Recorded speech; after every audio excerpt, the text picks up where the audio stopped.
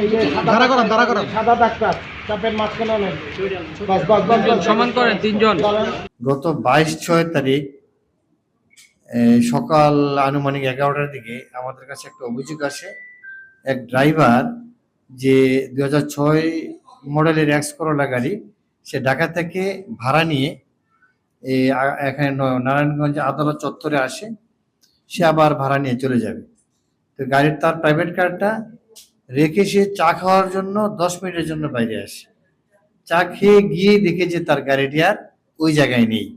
এখন তারপর সে খোঁজাখুঁজি করে দেখে তার গাড়িটা সে পাচ্ছে না। পরে সে পুলিশ সুপারের কার্যালয়ে আমার কাছে এসে অভিযোগ করে। আমরা তাৎক্ষণিক তাকে ফতুল্লা থানায় পাঠিয়ে একটা মামলা রুজু করি। মামলা রুজু করার পরে ফতুল্লা থানার একটা চৌকস টিম এই গাড়ি উদ্ধারের জন্য কাজ শুরু করে, এবং কাজ শুরু করতে গিয়ে পুরা গাড়ির চক্র একটা উদ্ধার করেছে, যারা আন্তজলা গাড়ি চোর চক্র। তারা বিভিন্ন সময়ে গাড়ি চুরি করে থাকে এবং তারা স্বীকার করেছে বিষয়টা। এবং আমরা ওই চুরি হওয়া গাড়িটা তার তথ্য দেওয়া মতে কুমিল্লা জেলার নাঙ্গলকোট থানা থেকে গাড়িটাকে উদ্ধার করা হয়।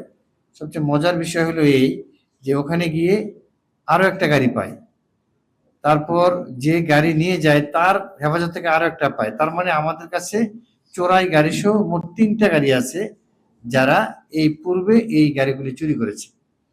তখন তার সাথে কথা বলে জানা যায় তার নামে আরো 5টি মামলা রয়েছে, ডিএমপিতে 3টা। আমাদের জেলায় আগেও সে একটা চুরি করেছে এই মামলা।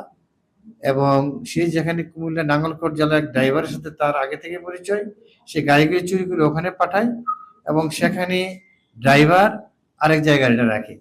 কিছুদিন পরে খোঁজাখুঁজি শেষ হলে গাড়িটা বিক্রি করে।